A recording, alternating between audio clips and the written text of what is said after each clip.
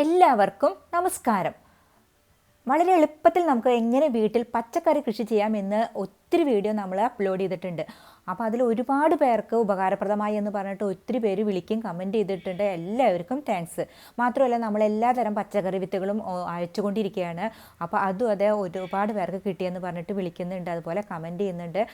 അപ്പോൾ അതിനും എല്ലാവർക്കും താങ്ക്സ്. അപ്പോൾ ഇതൊരു റിക്വസ്റ്റ് വീഡിയോ ആണ് നമ്മളിന്ന് ചെയ്യണത്.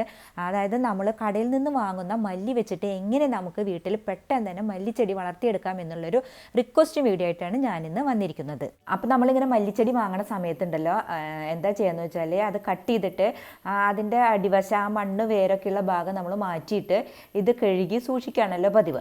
അപ്പോൾ അങ്ങനെ കട്ട് ചെയ്ത് മാറ്റിയിട്ടുള്ള ഈ കടഭാഗം കൊണ്ട് നമുക്ക് എങ്ങനെ ഇത് മുളപ്പിച്ചെടുക്കാം എന്നുള്ളതാണ് ഞാനിന്നിവിടെ പറയുന്നത്. അപ്പോൾ നമുക്ക് ഈ വേരുള്ള ഭാഗം കട്ട് ചെയ്ത് മാറ്റാം. നമ്മൾ സാധാരണ ഇത് കട്ട് ചെയ്തിട്ട് കളയാണല്ലോ പതിവ്.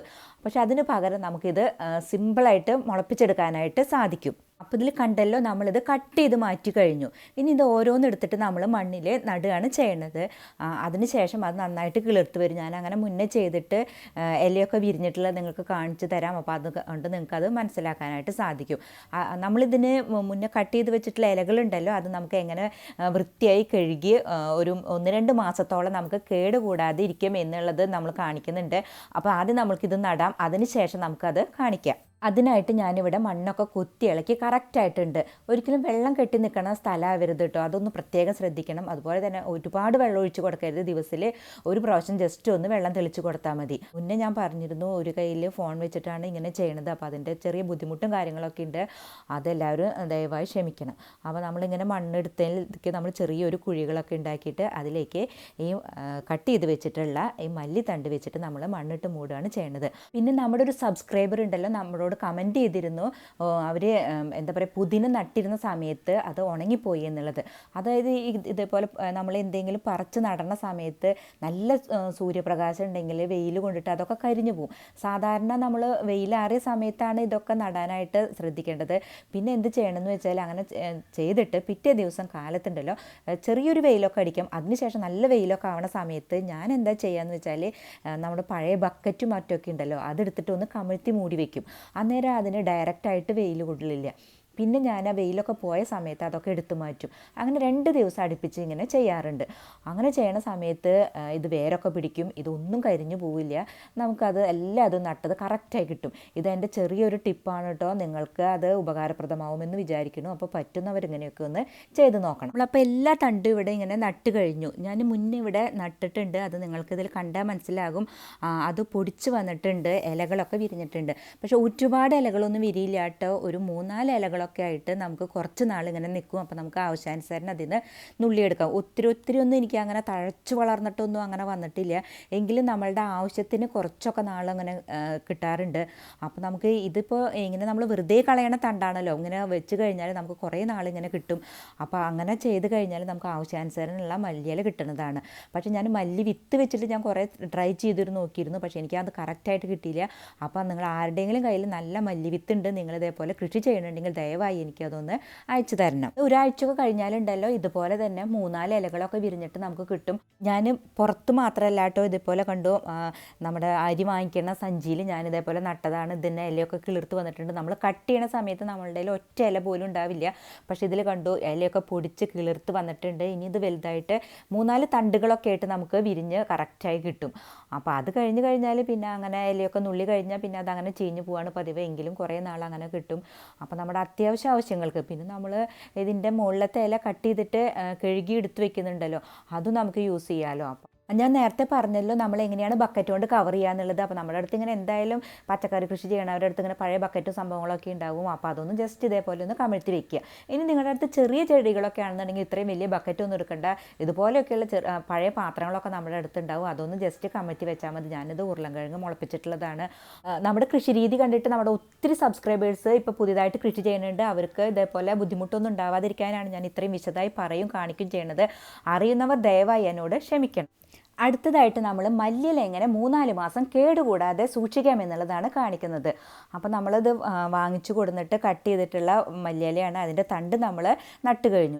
ഇനി ഞാനിതൊരു പാത്രത്തിലേക്ക് ഇടുകയാണ്. നമ്മൾ ഇതിലത്തെ വിഷമൊക്കെ കളയാൻ വേണ്ടിയിട്ട് എന്താണ് ചെയ്യേണ്ടതെന്നാണ് ഫസ്റ്റ് കാണിക്കുന്നത്. അതായത് ഒരു 90% വിഷം അടിച്ചതും നമ്മളിങ്ങനെ ചെയ്യണതിലൂടെ മാറുന്നതാണ്. അപ്പോൾ അതിനായിട്ട് നമ്മൾ ബേക്കിംഗ് സോഡ ഉണ്ടല്ലോ, നമ്മളുടെ എല്ലാവരുടെ വീടുകളിലും കാണുന്ന ഒന്നാണ് ബേക്കിംഗ് സോഡ. നമുക്ക് എല്ലാ കടകളിൽ നിന്നും കിട്ടും. ബേക്കിംഗ് പൗഡർ അല്ലാട്ടോ ബേക്കിംഗ് സോഡ. ആ ബേക്കിംഗ് സോഡ നമ്മളിതിലേക്ക് 1 ടീസ്പൂൺ ആഡ് ചെയ്യുക. അതുപോലെ തന്നെ 1 ടീസ്പൂൺ മഞ്ഞൾപ്പൊടിയും കൂടെ ആഡ് ചെയ്യുക. അതിനുശേഷം ഇത് മുങ്ങത്തക്ക രീതിയിൽ നമ്മൾ വെള്ളം ഒഴിച്ച് വെക്കണം. ഇത് വലിയൊരു പാത്രത്തിൽ വേണം ഇടാനായിട്ട്, കാരണം ഇത് വെള്ളത്തിൽ ഫുള്ള് മുങ്ങി കിടക്കണം. അങ്ങനെ നമ്മളൊരു 10 മിനിറ്റ് നേരം ഇത് അങ്ങനെ തന്നെ വെക്കണം. അതിനുശേഷം നമ്മളിത് എടുത്തിട്ട് നന്നായിട്ട് വെള്ളം വാർത്ത് കളയണം. നന്നായിട്ട് വെള്ളം വാർത്ത് കളയണം. ഒരു വെള്ളം പോലും ഉണ്ടാവാൻ പാടില്ല. അതിനുശേഷം ഏതെങ്കിലും ഒരു കോട്ടൻ്റെ തുണിയിൽ ഇട്ട് നന്നായിട്ട് പരത്തിയിട്ട് നമ്മൾ ഫാനിൻ്റെ ചോട്ടിൽ വെക്കണം. ആ ഫാനിൻ്റെ ചോട്ടിൽ വെക്കാൻ മറക്കരുത്. കാരണം അതിൽ വെള്ളത്തിൻ്റെ അംശം ഉണ്ടെങ്കിൽ നമ്മൾ അത് എടുത്തു വെക്കണ സമയത്ത് അളിഞ്ഞു പോവും, അതായത് ചീഞ്ഞു പോവും. അപ്പോൾ അതൊന്ന് ശ്രദ്ധിക്കുക. അപ്പോൾ നമ്മൾ രാത്രിയൊക്കെ ഉണ്ടല്ലോ ഇതേപോലെ പരത്തിയിട്ടിട്ട് ഫാനിൻ്റെ ചോട്ടിൽ വെച്ച് കഴിഞ്ഞാൽ കാലത്ത് എണീക്കണ സമയത്ത് അതിലെ വെള്ളമൊക്കെ കംപ്ലീറ്റ് പോയിട്ടുണ്ടാവും. പിന്നീട് നമ്മളിത് ഒരു സ്റ്റീലിൻ്റെ ഡബ്ബ, അതല്ലാന്നുണ്ടെങ്കിൽ ഒരു ചില്ലിൻ്റെ കുപ്പി, ഇങ്ങനെ ഏതെങ്കിലും ഒന്നിൽ അടച്ച് സൂക്ഷിക്കേണ്ടതാണ്. അപ്പോൾ നമ്മൾ ആഴ്ചയിൽ എടുക്കുകയാണെന്നുണ്ടെങ്കിൽ ഒരാഴ്ചയ്ക്കുള്ളത് ഒരു പാത്രത്തിൽ, പിന്നെ ഒരാഴ്ചയ്ക്കുള്ള ഒരു പാത്രത്തിൽ, അങ്ങനെ ആക്കിയിട്ട് നമ്മൾ സൂക്ഷിച്ച് കഴിഞ്ഞാൽ 3-4 മാസം ഇത് കേടുകൂടാതിരിക്കുക. അതല്ല ഒരു പാത്രത്തിൽ മാത്രം ഇട്ട് വെക്കുകയാണ് നമ്മൾ എപ്പോഴെപ്പോഴും അത് തുറന്നെടുക്കുകയാണെന്നുണ്ടെങ്കിൽ പെട്ടെന്ന് തന്നെ കേടാവും. അപ്പോൾ അതൊന്ന് പ്രത്യേകം ശ്രദ്ധിക്കുക. അതായത് നമ്മൾ ഒരാഴ്ചയ്ക്കുള്ളത് ഒരു സ്റ്റീലിൻ്റെ ഡബ്ബയിൽ എടുത്ത് വെക്കുക, പിന്നത്തെ ആഴ്ചയ്ക്കുള്ളത് ഒരു സ്റ്റീലിൻ്റെ ഡബ്ബയിൽ, അങ്ങനെ ആയിട്ട് നമ്മൾ സൂക്ഷിക്കുകയാണെങ്കിൽ 3-4 മാസം തീർച്ചയായിട്ടും കേടുകൂടാതിരിക്കും എന്നുള്ള കാര്യത്തിൽ യാതൊരു സംശയവുമില്ല. അടുത്തതായിട്ടുണ്ടല്ലോ നമ്മൾ ഉള്ളിത്തണ്ട് എങ്ങനെ നമ്മുടെ വീട്ടിൽ പെട്ടെന്ന് തന്നെ മുളപ്പിച്ചെടുക്കാമെന്ന് നോക്കാം. അതായത് മണ്ണിൽ നമുക്ക് മുളപ്പിക്കാൻ പറ്റും, അല്ലാതെ തന്നെ നമുക്ക് കുപ്പികളിലൊക്കെ വെച്ചിട്ട് എങ്ങനെ മുളപ്പിക്കാം എന്നുള്ളതാണ് ഞാനിവിടെ കാണിക്കുന്നത്. അതിനായിട്ട് ഞാനിവിടെ കുറച്ച് ചെറിയ ഉള്ളി ഉണ്ടല്ലോ അതും, അതുപോലെ തന്നെ സബോള വലിയുള്ളി അതും എടുത്തിട്ടുണ്ട്. നമുക്ക് ഒരുപാട് നല്ല ഉള്ളിയൊന്നും വേണമെന്നില്ല. നമ്മൾ അത് നേരെയാക്കണ സമയത്ത് നമുക്ക് കൊച്ചു കൊച്ചു ഉള്ളികളൊക്കെ കിട്ടില്ല നമുക്ക്. അപ്പോൾ അതൊക്കെ നേരെയാക്കി ഇത്തിരി ബുദ്ധിമുട്ട് വരും. അപ്പോൾ അതൊക്കെ നമ്മൾ മണ്ണിൽ കുഴിച്ചിട്ടാൽ മതി. കുറച്ച് നല്ലതൊക്കെ എടുത്തിട്ട് നമ്മളിങ്ങനെ കുപ്പിയിലൊക്കെ വെച്ച് കഴിഞ്ഞാൽ നമുക്ക് അടിപൊളിയായിട്ട് മുളച്ച് കിട്ടും. അതിനായിട്ട് ഞാനിവിടെ ഒരു കുപ്പിയിൽ വെള്ളം എടുത്ത് വെച്ചിട്ടുണ്ട്. ഞാനിപ്പോൾ ഒരു പ്ലാസ്റ്റിക്കിൻ്റെ കുപ്പിയാണ് എടുത്തിരിക്കുന്നത്. അപ്പോൾ ഈ പ്ലാസ്റ്റിക്കിൻ്റെ കുപ്പിയിൽ നമ്മളൊരു 3/4 ഭാഗത്തോളം വെള്ളം എടുത്ത് വെക്കണം. അപ്പോൾ നമ്മളുടെ വലിയുള്ളി ഉണ്ടല്ലോ സവോള, അത് നമ്മൾ അതിലേക്ക് വെക്കണം. ഇപ്പം ഞാൻ എടുത്തിരിക്കുന്ന സവോള അത്ര വലുതല്ലാത്തതുകൊണ്ട് എനിക്കിത് വെക്കാൻ പറ്റി. ഇനി നമ്മൾ വലിയ സവോളയാണ് എടുക്കണതെങ്കിൽ നമ്മൾ ഈ കുപ്പിയുടെ മുകൾ വശം കുറച്ച് കട്ട് ചെയ്തതിന് ശേഷം വെക്കേണ്ടതാണ്. അതല്ലാന്നുണ്ടെങ്കിൽ നിങ്ങൾക്ക് വായവട്ടമുള്ള വേറെ ഏതെങ്കിലും പാത്രത്തിൽ വെക്കാം. നിങ്ങൾക്കിതിൽ കണ്ടാൽ മനസ്സിലാവും ഞാനിതേപോലെ കുപ്പിയുടെ മേൽവശം കട്ട് ചെയ്തിട്ടാണ് ഈ വലിയുള്ളി വെച്ചിരിക്കുന്നത്. ഇനി നമ്മൾ ചെറിയുള്ളി ഉണ്ടല്ലോ അതാണ് വെക്കണതെങ്കിൽ ഈ കുപ്പിയിലെ ഉള്ളിലേക്ക് നമുക്ക് പോകാനുള്ള സാധ്യതയുണ്ട്. ഞാൻ കൊച്ചു കൊച്ചു ഉള്ളികളാണ് എടുത്തിരിക്കുന്നത്. അപ്പോൾ എനിക്കത് അതിലിരിക്കില്ല, അതിൽ ഉള്ളിലോട്ട് പോകും. അപ്പോൾ അങ്ങനെ പോവാതിരിക്കാനായിട്ട് ഞാൻ എന്താ ചെയ്യാറെന്ന് വെച്ചാൽ ചെറുതായിട്ടൊന്ന് ഇൻസുലേഷൻ ചുറ്റും.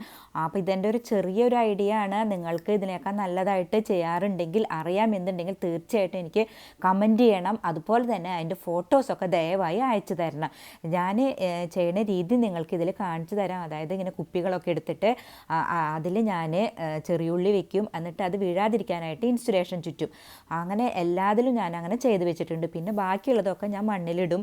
അപ്പോൾ അന്നേരം അതും നന്നായിട്ട് മുളച്ചു വരും. അപ്പോൾ ഇങ്ങനെ മണ്ണിലിട്ട് ആക്കാൻ ബുദ്ധിമുട്ടുള്ളവർക്കാണ് ഇങ്ങനെ ചെയ്യണത്. അപ്പോൾ 2 രീതിയിൽ നിങ്ങൾക്ക് ഏതെങ്കിലും ഒരു രീതി ചെയ്യാം, അതല്ലാന്നുണ്ടെങ്കിൽ 2 രീതിയും ചെയ്യാം. ഇനി നമ്മളിതിങ്ങനെ ചെയ്തിട്ട് കുറച്ച് ദിവസം കഴിഞ്ഞാലുണ്ടല്ലോ അതിനൊക്കെ മുള വരും, അതുപോലെ തന്നെ വേര് വരും. ഇപ്പോൾ ഇതിലെല്ലാത്തിലും കണ്ടാൽ നിങ്ങൾക്ക് മനസ്സിലാവും. കണ്ടല്ലോ, നമ്മളിതിൽ ഉള്ളി വെറുതെ ഇങ്ങനെ വെച്ചിരുന്നതാണ്, പക്ഷേ ഇപ്പോൾ അതിന് പൊടിച്ച് വന്നിട്ടുണ്ട്. മാത്രമല്ല കേട്ടോ, അതിൽ ധാരാളം വേരുകൾ വന്നിട്ടുണ്ട്. ഇപ്പോൾ ഞാൻ ഒരെണ്ണം എടുത്ത് കാണിക്കാം. നമ്മൾ ഇതിൽ മുങ്ങണ രീതിയിലൊന്നല്ല വെച്ചിരുന്നത്, ജസ്റ്റ് മേലെ വെച്ചിരുന്നതാണ്. പക്ഷേ അതിന് ഒത്തിരി വേരുകൾ വന്നിട്ടുണ്ട്, അതുപോലെ തന്നെ പൊടിപ്പും വന്നിട്ടുണ്ട്. അപ്പോൾ നിങ്ങളിങ്ങനെ ചെയ്യുകയാണെങ്കിൽ വളരെ എളുപ്പമാണ്. ഇത് കണ്ടോ, നിങ്ങൾക്കിത് കണ്ടു കഴിഞ്ഞാൽ മനസ്സിലാവും. അപ്പോൾ ഇത് അറിയുന്നവർ അറിയുന്ന രീതിയിൽ ചെയ്യുക, അറിയാത്തവർ ഇങ്ങനെയൊന്ന് ചെയ്യാനായിട്ട് ശ്രമിക്കണം. അപ്പോൾ ഇത് മാത്രമല്ല, നമ്മുടെ വലിയുള്ളി ചെയ്തതും നമുക്കിതിൽ കണ്ടാൽ മനസ്സിലാവും. അതായത് സവോള ഇതേപോലെ തന്നെ എല്ലാത്തിനും അതേ വേരുകൾ വന്നിട്ടുണ്ട് എല്ലാതും. പക്ഷേ ഇപ്പോൾ പൊടിച്ചിട്ടില്ല, അത് ഇത്തിരി കൂടി ദിവസം എടുക്കും. പക്ഷേ ഇതിൽ ഒരെണ്ണം കണ്ടു നന്നായിട്ട് പൊടിച്ചിട്ടുണ്ട്. ചെറിയുള്ളിയുടെ അത്ര തന്നെ സ്പീഡിൽ സവോള പൊടിക്കില്ല, അതിന് ഇത്തിരിയും കൂടി സമയമെടുക്കും. പിന്നെ ഞാൻ പറഞ്ഞല്ലോ മണ്ണിലും ഇതേപോലെ ചെയ്തിരുന്നത്. അപ്പോൾ നമുക്ക് മണ്ണിലും അത് ഇതേപോലെ നിറയെ മുളച്ച് വന്നിട്ടുണ്ട്. മണ്ണിൽ പെട്ടെന്ന് തന്നെ മുളച്ച് വരും. പിന്നെ മണ്ണിൽ മുളയ്ക്കുന്നതിൻ്റെ ഇലകൾക്ക് ഇത്രയും കൂടെ പച്ചപ്പ് കൂടും. ഇതിന് അത്ര അധികമില്ല, അത് ഉള്ളിൽ വെച്ചതുകൊണ്ടാണോ എന്നറിയില്ല, ഇതിന് അത്രയ്ക്കില്ല. പക്ഷേ മണ്ണിൽ വെക്കണതിന് ഇങ്ങനെ ഉണ്ടാകും. പക്ഷേ മണ്ണിൽ എല്ലാവർക്കും വെക്കാൻ പറ്റണമെന്നില്ല. അപ്പോൾ നിങ്ങൾക്ക് ഇതിലത്തെ ഏതെങ്കിലും ഒരു രീതി ഉപയോഗിക്കാവുന്നതാണ്. അപ്പോൾ നമ്മൾ ചെറുതായിട്ടൊന്ന് മനസ്സ് വെച്ചാലുണ്ടല്ലോ നമുക്ക് വിഷമില്ലാത്ത എല്ലാ പച്ചക്കറിയും നമ്മുടെ വീട്ടിൽ ഉണ്ടാക്കാവുന്നതാണ്. വളരെ എളുപ്പമാണ് ചെയ്യാനായിട്ട്. അതിന് സ്വല്പം സമയം കണ്ടെത്തണമെന്നേ ഉള്ളൂ. നിങ്ങൾക്ക് ആവശ്യമുള്ള വിത്തുകളൊക്കെ ഞാൻ അയച്ചു തരുന്നുണ്ട്. അപ്പോൾ അതൊക്കെ വെച്ചിട്ട് നിങ്ങൾ ചെയ്യണം. ഇനി എന്തെങ്കിലും സംശയങ്ങളും കാര്യങ്ങളൊക്കെ ഉണ്ടെങ്കിൽ എനിക്ക് അറിയണ രീതിയിൽ ഞാൻ പറഞ്ഞുതരാം. ഇനി ആർക്കെങ്കിലും വിത്തുകൾ കിട്ടാത്തവരുണ്ടെങ്കിൽ ഒന്നും കൂടെ പുതിയ വീഡിയോയിൽ അവരുടെ അഡ്രസ്സ് ഒന്നും കൂടെ എഴുതണം. ചിലപ്പോൾ അത് ശ്രദ്ധയിൽപ്പെടാതെ ആവും. അപ്പോൾ എല്ലാവർക്കും ഞങ്ങൾ വിത്തുകൾ അയച്ചുകൊണ്ടിരിക്കുന്നുണ്ട്. ഇനി പുതിയ പുതിയ പച്ചക്കറി ചെയ്യണതിനനുസരിച്ച് പുതിയ പുതിയ വിത്തുകൾ അയക്കും. ഇപ്പം നമ്മൾ അയച്ചുകൊണ്ടിരിക്കുന്നത് പയറും വെണ്ടയും അതുപോലെ തന്നെ തക്കാളിയാണ്. അടുത്ത് നമ്മൾ ചീര കൃഷി ചെയ്യുന്നുണ്ട്. അപ്പോൾ അതിൽ നമ്മൾ പാലച്ചീരയും പച്ചച്ചീരയും കാണിക്കുന്നുണ്ട്. അപ്പോൾ അതിന് ശേഷം നമ്മൾ ചീര വിത്തുകളും കൂടെ അയച്ചു കൊടുക്കുന്നതാണ്. അതിന് വേണ്ടിയിട്ട് നമ്മുടെ സബ്സ്ക്രൈബേഴ്സ് സബ്സ്ക്രൈബ് ചെയ്താൽ മാത്രം പോരാ, ആ ബെല്ലൈക്കൺ കൂടെ ഒന്ന് ക്ലിക്ക് ചെയ്യണം. എങ്കിൽ മാത്രമാണ് ഞാനിടുന്ന പുതിയ വീഡിയോകളുടെ നോട്ടിഫിക്കേഷൻ നിങ്ങൾക്ക് കിട്ടുകയുള്ളൂ. അപ്പോൾ നിങ്ങൾക്കിതുമായി ബന്ധപ്പെട്ട എല്ലാ അഭിപ്രായങ്ങൾക്കും നിർദ്ദേശങ്ങൾക്കും താഴെ കമൻറ്റ് ചെയ്യാവുന്നതാണ്. അല്ലെങ്കിൽ മെയിൽ ID-യിലേക്ക് മെയിൽ ചെയ്താലും മതി. മാത്രമല്ല ഒത്തിരി പേർക്ക് ഞാനായിട്ട് സംസാരിക്കണം എന്നുള്ള ഒരു ആഗ്രഹം പറഞ്ഞു. അപ്പോൾ നമ്മുടെ ഫേസ്ബുക്ക് പേജിലൊന്ന് കയറുന്നതാണ്. അപ്പോൾ ഞാനായിട്ട് തീർച്ചയായിട്ടും നിങ്ങൾക്ക് സംസാരിക്കുന്നതാണ്. ഞാൻ പ്രിയ സുരേഷ്, ഞാൻ താമസിക്കുന്നത് പാലക്കാടാണ്. അപ്പോൾ നിങ്ങൾക്ക് എന്നോട് ഒത്തിരി സ്നേഹവും കാര്യങ്ങളുണ്ടെന്ന് പലരും വിളിക്കുന്നത് കൂടെ മനസ്സിലായി. അപ്പോൾ എല്ലാവർക്കും ഒത്തിരി താങ്ക്സ്.